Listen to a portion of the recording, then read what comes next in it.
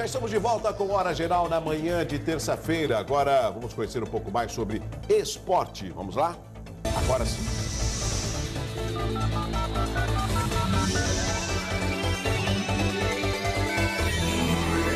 O santista Yuri Beltrão conquistou o título da categoria Petit até 10 anos no Campeonato Paulista de Surf realizado no último fim de semana em Ubatuba, no litoral norte. A conquista foi bastante comemorada pelo atleta e pelo surf santista, que não vencia o estadual há 14 anos. A quarta e última etapa foi vencida pelo carioca Rafael Castro, único a garantir 100% de aproveitamento na competição. Mas, como o atleta é de outro estado, Yuri, o segundo colocado do ranking, foi declarado campeão paulista. Já na categoria por equipes, a cidade de São Sebastião levou a melhor. Aqui ao meu lado, o doutor Eduardo Vega. Doutor, bom dia. Bom dia, Douglas. Doutor Eduardo Vega, especialista em direito trabalhista, é correto? Falar Isso. direito trabalhista?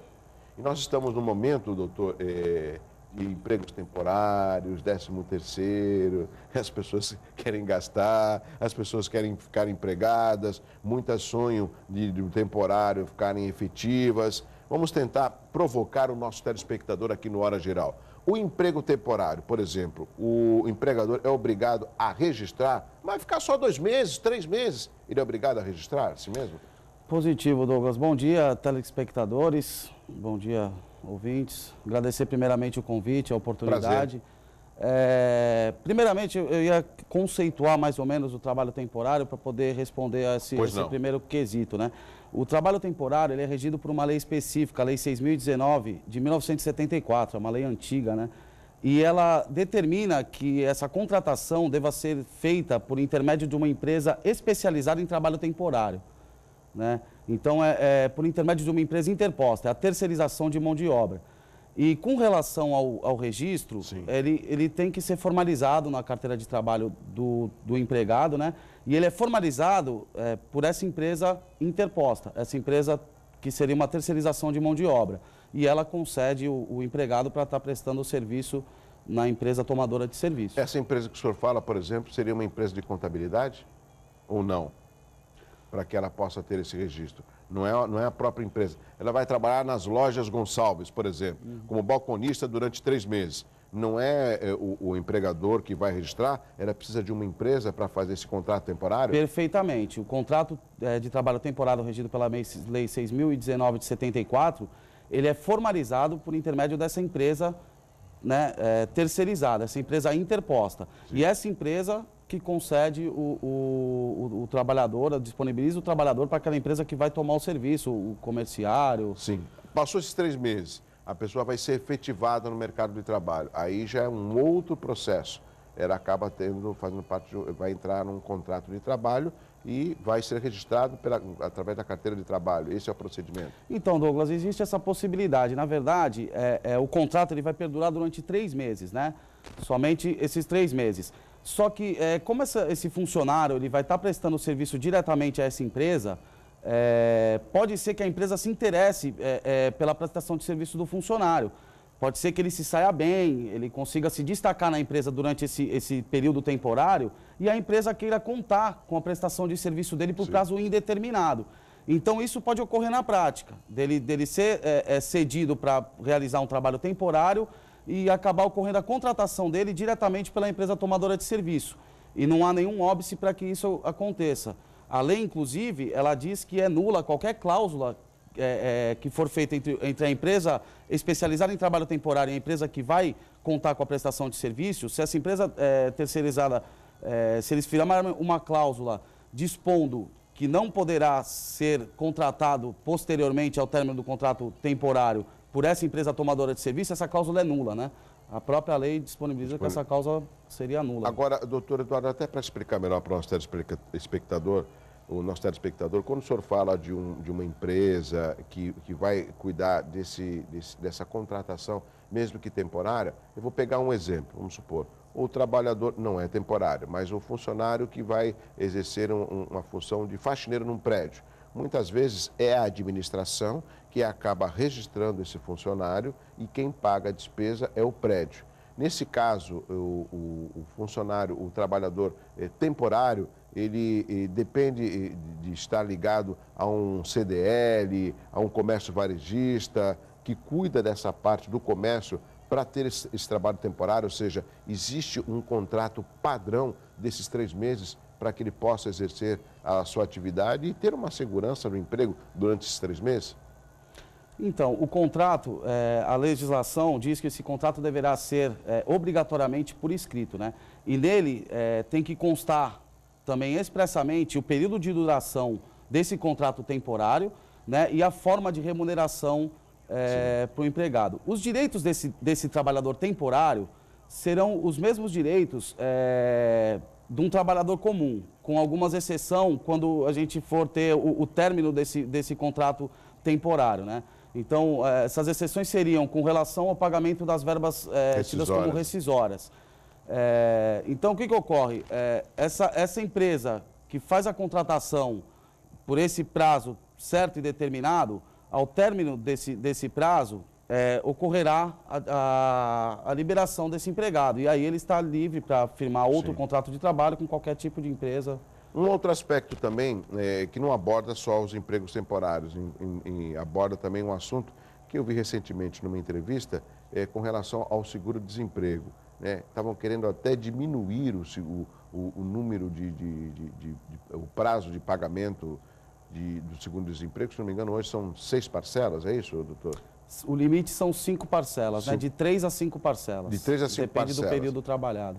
Estavam querendo até diminuir, porque o que acontece? Relatos de alguns empresários. O trabalhador ele fica lá durante 1 ano, 1 ano e meio, aí depois ele pede as contas, ele pega o seguro-desemprego. Nesse período, ele arruma um bico, onde ele não é registrado, porque ele está recebendo o seguro-desemprego, e depois ele vai procurar um trabalho com carteira assinada para ter a mesma prática. Ou seja, isso é prejudicial para o trabalhador, no meu entendimento, porque ele vai estar ali com uma carteira totalmente tumultuada, né, de muitos registros. Ele acaba não tendo um ofício de fato. Que orientação o senhor daria para o trabalhador que tem esse tipo de prática nos dias de hoje? Então, Douglas, infelizmente se tornou uma prática comum mesmo, esse tipo de situação, né? A nossa legislação trabalhista tem um princípio, que é o princípio da continuidade do trabalho. Então, ela preserva esse princípio para que o trabalho seja sempre dado continuidade. E com esse benefício do seguro-desemprego, acaba que muitos empregados, eles permanecem na empresa durante o prazo de 6 meses, 1 ano, já passa a ter o direito ao benefício, né? A partir de 6 meses, ele passa a ter direito a 3 parcelas de seguro-desemprego. A partir de 1 ano, são 4 parcelas e acima de 2 anos, são 5 parcelas de seguro-desemprego. Então, assim, eles acabam provocando uma demissão ou tentando fazer esse chamado acordo, né, com a empresa. No caso, se ele pedir demissão, ele não vai ter direito ao seguro-desemprego. Mas acaba incentivando ele a estar fazendo isso, esse benefício. Só que, assim, ele não pode, se ele está desempregado, o seguro-desemprego é para quem está desempregado. Então, se alguma fiscalização, né, verificar que ele está trabalhando e recebendo esse benefício, ele terá que efetuar a devolução e responder aí aos processos cabíveis em virtude disso. Então, seria assim uma fraude, né? Porque esse seguro-desemprego é um benefício para as pessoas que estão desempregadas. E assim, o que eu poderia orientar o trabalhador, o interessante é ele tentar firmar, né? Se firmar numa empresa, num emprego, né? E permanecer trabalhando ali, se especializar naquela área, tentar crescer dentro da empresa, né? Aproveitar as promoções, porque o empregado que ele permanecer durante 6 meses, 1 ano ou até 2 dentro de uma empresa, ele não vai conseguir atingir um cargo, uma promoção, né, durante esse curto período, que talvez ele tendo em mente que ele vai prosseguir sempre trabalhando ali, ele possa estar almejando, né? Agora, doutor Eduardo, um outro aspecto, qual o tipo de reclamação que é mais rotineira, que é mais corriqueira, que é mais contumaz dentro do seu escritório e que possa servir até de orientação para os nossos telespectadores? Então, eu acredito, né, que a maior reclamação dos trabalhadores está ligada ao serviço extraordinário, né, as horas extras, né. Mas alguns não recebem dinheiro, recebem folga, mas a maioria prefere que seja em dinheiro, né? Sim, e acabam, às vezes, algumas empresas sonegando também esse direito ao trabalhador, né? Então, assim, o maior número de reclamações mesmo, assim, mais vultuoso que temos hoje em dia na Justiça do Trabalho é com relação ao pedido de horas extras. Mas existem inúmeros direitos que às vezes são sonegados, tem empresas que acabam dispensando o empregado e não efetuando o pagamento das verbas rescisórias, né? Existem diversos tipos de pedido adicionais, né? De periculosidade, de insalubridade, pedidos baseados em norma coletiva, né? De trabalho. São diversos tipos de ações, direitos que acabam ainda sendo sonegados ao trabalhador. Essas ações que o senhor citou, muitas vezes elas são representadas através dos sindicatos no departamento jurídico. Mas quando não existe um sindicato que represente uma categoria profissional, aí as pessoas acabam utilizando um advogado particular. Ou seja, essa procura, o senhor acredita que se dá a uma falta de informação, de esclarecimento por parte do trabalhador ou até uma má-fé por parte do contratado? Então, Douglas, hoje em dia acho que o trabalhador ele já está mais informado, né? Eu particularmente, quando eu comecei a trabalhar, era muito difícil se conseguir um emprego. Hoje em dia acho que já há um leque maior de oportunidades aí de vagas de trabalho. E esses trabalhadores, hoje, eu acredito que eles têm um maior conhecimento da lei.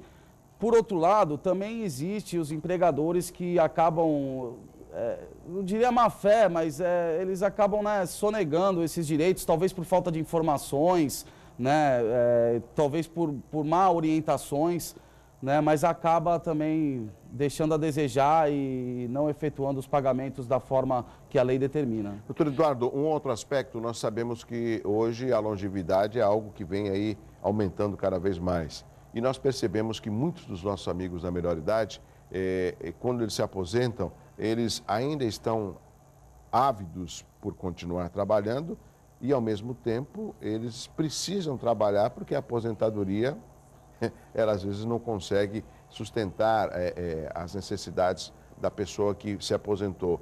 Nesse caso, a pessoa se aposentou, ela pode arrumar um emprego e depois lá na frente tentar a desaposentação ou não? O fato dela estar aposentada, receber um registro, isso pode prejudicar a aposentadoria dela?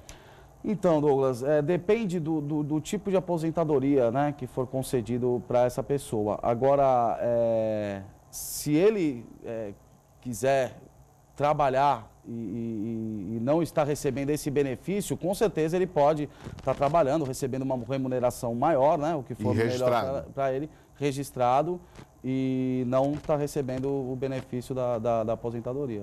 Porque essa é a preocupação. As pessoas ficam com receio de estarem aposentadas, receberem outro registro e isso acabar bloqueando a aposentadoria porque ele está tendo um outro registro. Essa informação às vezes... Então, ele teria que informar o órgão da Previdência privada, o INSS, certo, no caso onde ele estiver segurado, para que ele possa estar obtendo essa informação se aquele emprego obstará o recebimento, sim, da aposentadoria. E se houver o confronto, ele teria que estar informando primeiramente e após efetuando o registro e trabalhando para outra empresa. Doutor Eduardo, tem uma pergunta aqui do Uriel Vilas Boas. Ele pergunta se trabalho temporário não é confundido com terceirizado. Primeiramente agradecer, né, ao participante, Uriel, obrigado pela pergunta. Na verdade, eu não diria que ele se confunde com o trabalho terceirizado. Eu diria que ele é uma hipótese de trabalho terceirizado, né? E eu diria mais, porque essa lei ela é antiga, de 1974, Douglas. Então, assim, seria a primeira disposição legal que temos de hipótese de trabalho terceirizado, da terceirização de mão de obra, né?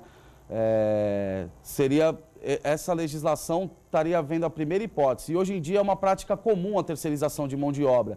E mesmo sem estar regulamentado por lei, né? A gente tem hoje súmulas, decisões, né, das Cortes Supremas que dispõe sobre a terceirização de mão de obra, lícita ou ilícita, para determinado tipo de atividade. Agora, do trabalho temporário da Lei 6.019 de 74, foi a primeira disposição legal que tivemos acerca da possibilidade da terceirização de mão de obra. Doutor Eduardo Viga, eu tenho que chamar o intervalo comercial, tem uma pergunta do Carlos Rezende, depois do intervalo, e também tem uma outra pergunta minha que eu já vou deixar no ar. Não existe números precisos, mas passa de 50% a informalidade no nosso país. De onde que o senhor acha que vem a responsabilidade por essa informalidade? Do governo, que poderia provocar aí uma diminuição dos impostos para que aumentasse a empregabilidade? Ou, de repente, das próprios sindicatos que representam seus trabalhadores, de tentarem, junto ao Congresso, uma equiparação com relação ao contrato de trabalho? Essas perguntas o doutor Eduardo Viga, ele que é advogado especialista de trabalho, advogado trabalhista, vai responder aos nossos telespectadores aqui no Hora Geral. Eu volto já já, é rápido.